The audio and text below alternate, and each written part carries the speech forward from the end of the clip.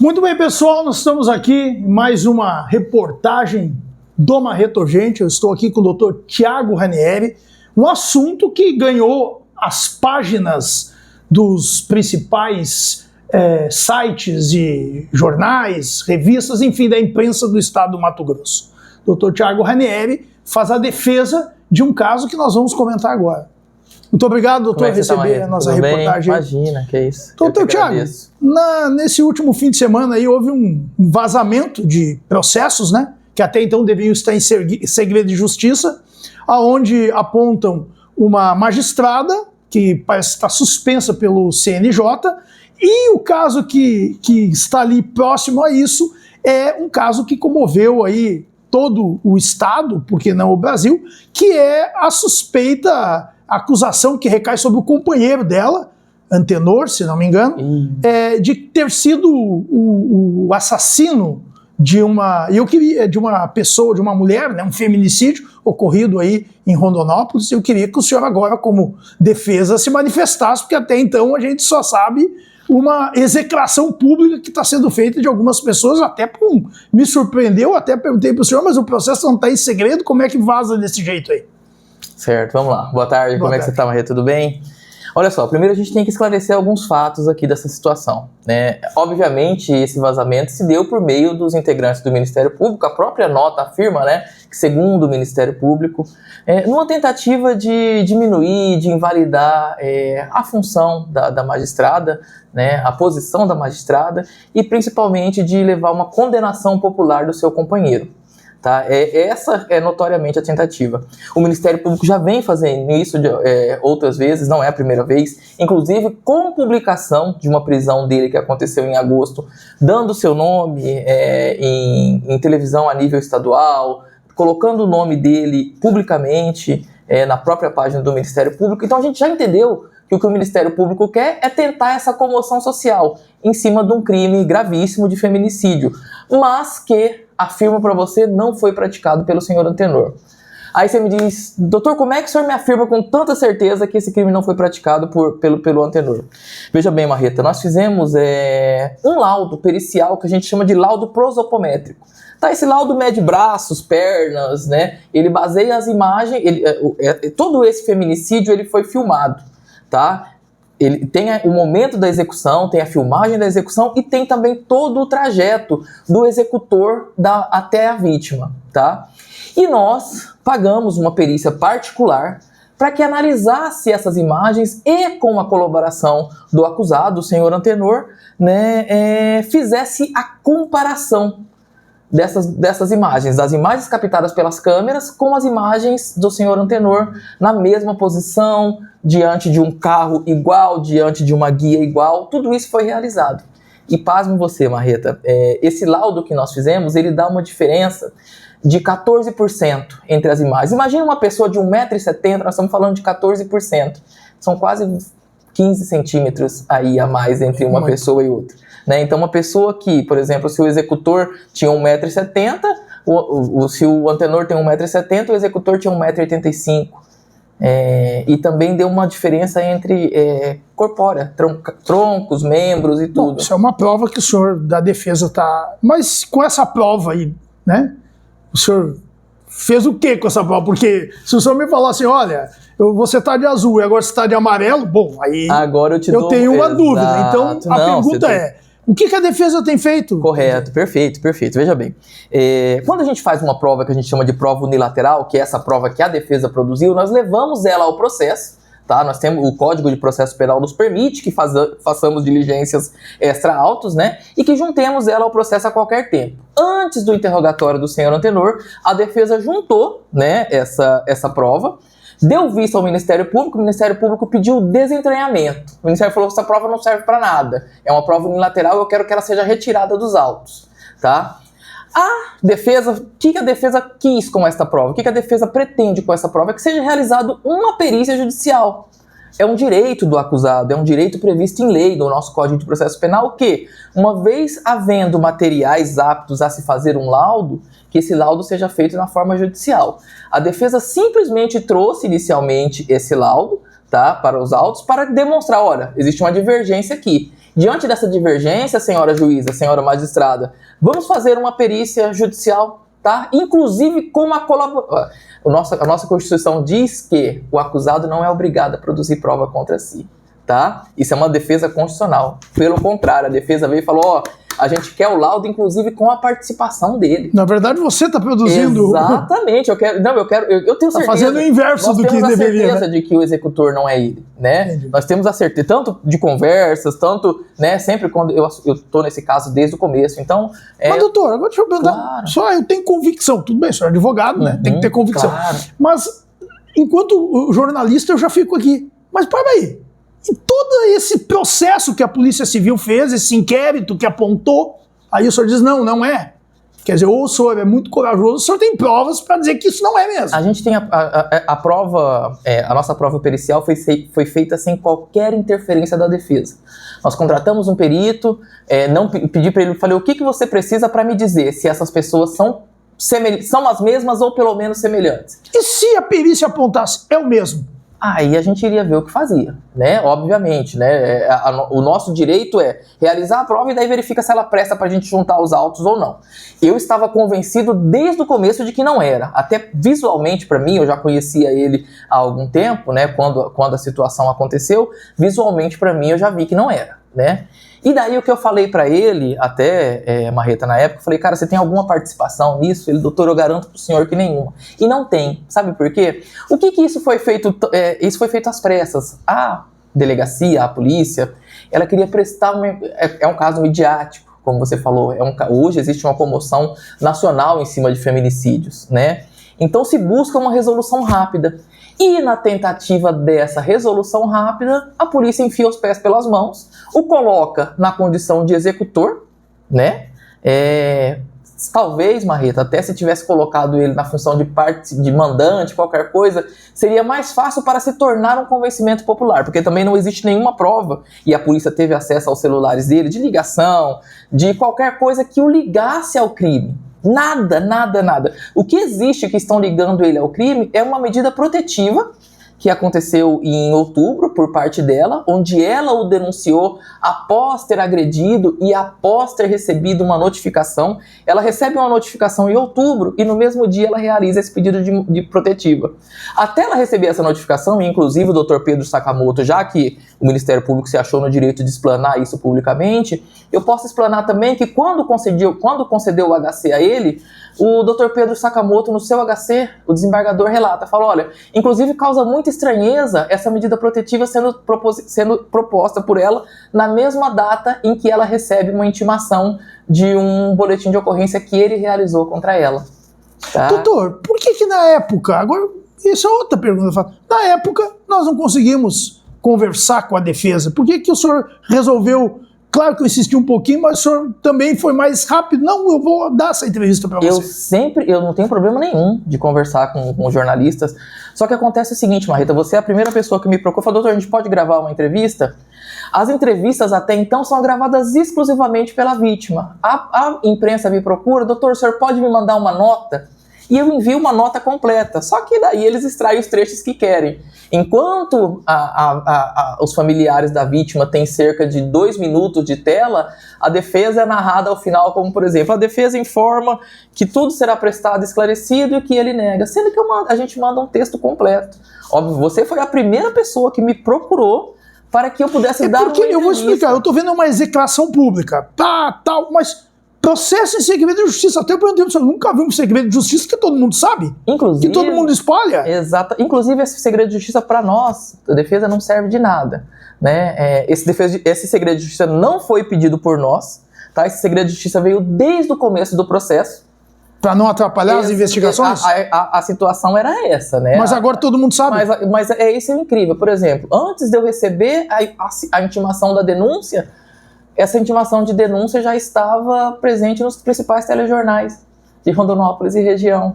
Ou seja, o vazamento sempre aconteceu do lado de lá, para fomentar esse convencimento social, né? A sociedade, ela é leiga, então ela clama por uma justiça. E daí você vê, o cara que tem uma medida protetiva, que estava lutando pela guarda da filha, né? Então a sociedade vai julgá-lo sem saber de todo o histórico desse processo, né? Por exemplo, uma informação que muito provavelmente a sociedade não tem é que essa guarda da filha já era do antenor, salvo engano não.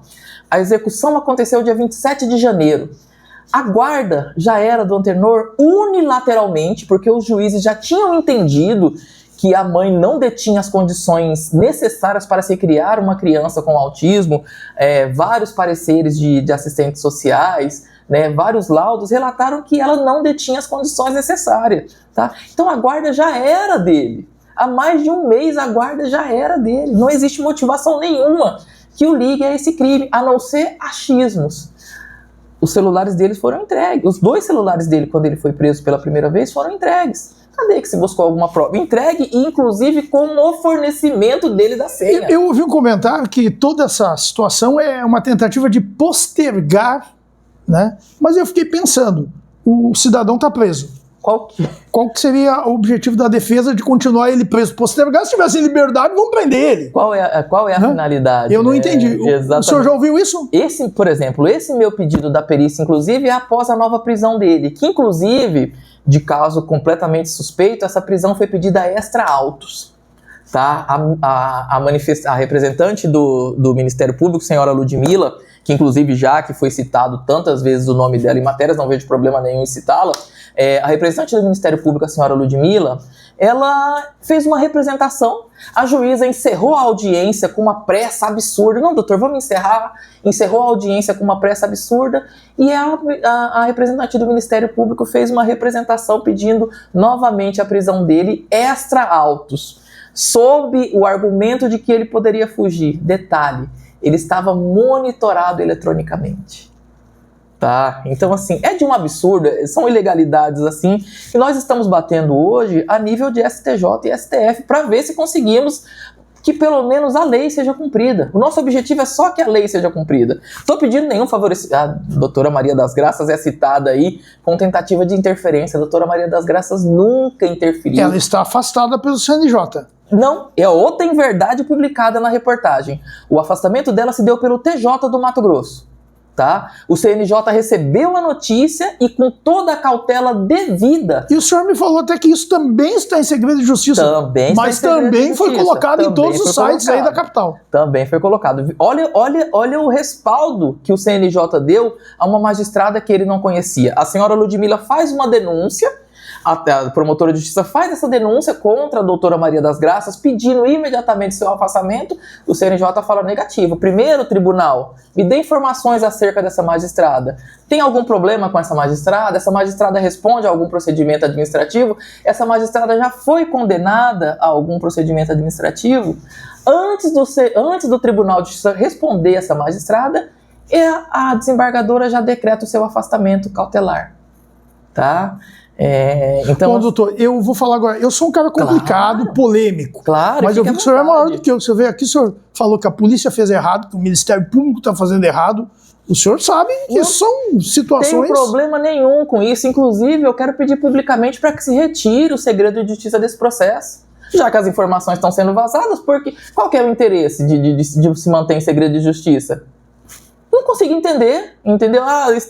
Está em segredo de justiça para garantir a lisura do processo. Cara, é incrível, é incrível. Eu recebo as intimações normalmente pela televisão antes de chegar para mim, entendeu? Então, assim, é um segredo de justiça completamente falho, né? Não tenho problema nenhum. O que eu tô falando aqui são puros... E tá tudo no processo, né? Inclusive, Marreta, eu vou te dar uma outra informação. Num deboche absurdo na audiência, a promotora de justiça bocejava, a promotora de justiça pegou um batom para passar num assunto sério, o senhor cara. Que tá falando, eu não estou falando e tem o vídeo. Não estou falando de brincadeira. Tem o vídeo, fiz a manifestação dentro do processo dizendo: Excelência, junte-se, colacionei todos os prints, né, e juntamente com o vídeo que consta do processo de segredo de justiça, e solicitei que a senhora magistrada remetesse cópia ao Ministério Público para apurar eventual desvio de conduta da promotora. A senhora juíza falou negativo, doutor, o senhor está querendo diminuir a imagem não é dela a obrigação de verificar se a postura da promotora de justiça em audiência é correta ou não. Eu estou fazendo uma reclamação, eu fiz uma reclamação ao judiciário dizendo, olha, essa postura aqui, ao meu ver, é inadequada para uma audiência. Imagine eu, Marreta, estou numa audiência, pego um batom para passar, imagine qualquer advogado. Não, aí se eu pegar um batom, vai ficar nervoso. Eu pego um batom de cacau para passar num dia frio, meu amigo. Já vi em casos muito superiores, desembargadores lavando advogados e desembargadoras porque tem uma criança chorando perto. Pô, que 2 pesos e 2 medidas são essas que a gente tem que enfrentar? E tá se batendo todo dia nisso do judiciário. Né? Esses 2 pesos e 2 medidas é visto diariamente pelo cidadão. Né? Eu não estou trazendo nenhuma novidade aqui para você.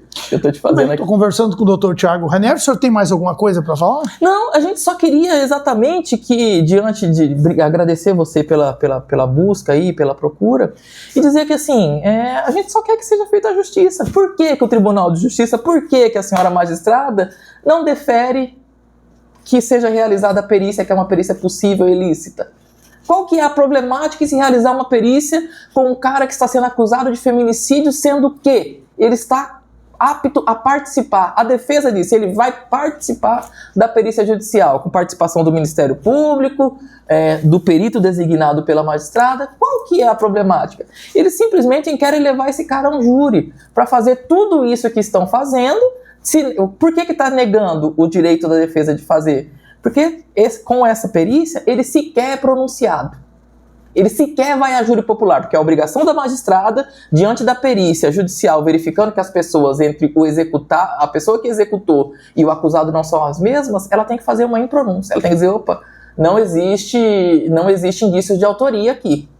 A materialidade existe porque o crime aconteceu, mas não existe indício de autoria de que esse acusado é a pessoa da execução. Então ele sequer vai a júri popular.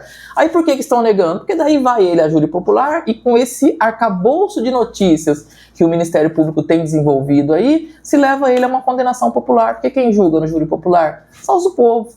Doutor, só para encerrar, quanto tempo tem esse processo? O fato é de 2023, tá? Nós estamos em 2026, então agora em janeiro fazem 3 anos. E é uma das alegações dela, que o processo está sendo procrastinado pela defesa. Essa magistrada ficou 404 dias afastada do tribunal por meio de atestado médico. Isso é uma informação pública, tá, pessoal? O doutor Thiago Ranieri não está inventando, não. Basta clicar no site do tribunal, colocar afastamento de magistrados e lá tem o afastamento de todos. Ela ficou por problemas pessoais afastada publicamente 404 dias. E esse processo somente é tocado por ela atualmente, porque vários magistrados da comarca se deram por suspeito, em razão de foro íntimo, que é uma suspeição que a suspeição é quando você fala, olha, eu não posso julgar esse processo por alguma razão. E a lei prevê que o magistrado diga, olha, por questões de foro íntimo, eu não posso julgar esse processo. O que é certo, né? O que é correto, para se manter a imparcialidade. Essa magistrada começou a julgar esse processo em dezembro de 2023. Foi o primeiro despacho dela, foi dia 19 de dezembro de 2023. Recentemente, antes de pronunciá-lo, porque agora ele já está pronunciado, foi pronunciado inclusive no recesso forense, uma coisa assim de que eu tenho quase 13 anos de advocacia, nunca vi alguém ser pronunciado num recesso forense, tá? Me causou uma estranheza absurda, assim, né? Esse processo teve desenrolares durante o recesso forense, com a nomeação de um advogado dativo no dia 20 de dezembro, um processo de mais de 2.000 páginas. Esse advogado dativo realizou memoriais em menos de 12 horas, ele nem foi intimado, tá? Ele foi adicionado no processo, não consta a intimação dele no processo, não consta nada, ele vai lá no fim do dia, ele apresenta umas alegações finais rasas, completas, ou seja, por uma busca no Google rápida, Marreta, até para esse vídeo não ficar muito complexo, uma pessoa precisa de pelo menos 1 minuto e meio para se ler uma página. Ou seja, somente para ler as mais de 4.000 páginas do processo, esse advogado dativo nomeado, ele precisaria de 63 dias e 8 horas. Para ler. O processo ele vai lá e apresenta em menos de 12 horas, só de audiências, esse processo tem 16 horas de vídeo de audiência. O cara apresentou alegações finais em menos de 12, ou seja, ele sequer viu as audiências para saber do que estava falando, para saber do que as testemunhas falaram. Entendeu? Então, assim, são flagrantes absurdos que nós estamos tentando combater. Tá? Protocolei HC durante o plantão em razão disso. Cara, são vários desdobramentos aí que a gente só quer a justiça. Entendeu? O que o senhor Antenor e a magistrada agora exposta publicamente aí, a gente só busca realizar as coisas dentro da legalidade. Não há nenhum pedido ilegal da defesa. O senhor defende os dois? Faço a defesa dos dois. Muito bem. Inclusive no processo que também foi citado na notícia aí, o processo de guarda, que inclusive uma magistrada que já havia se dado por suspeita inicialmente nesse processo, agora ela fala, não sou suspeita mais. E dá uma decisão retirando a guarda liminar da magistrada que estava. Cara, é um arcabouço de ilegalidades absurdas, assim, absurdas. Muito bem, conversei com o Dr. Thiago Ranieri. Obrigado, Dr. Thiago, eu que agradeço aí. E nós estamos aí à disposição para sempre pautar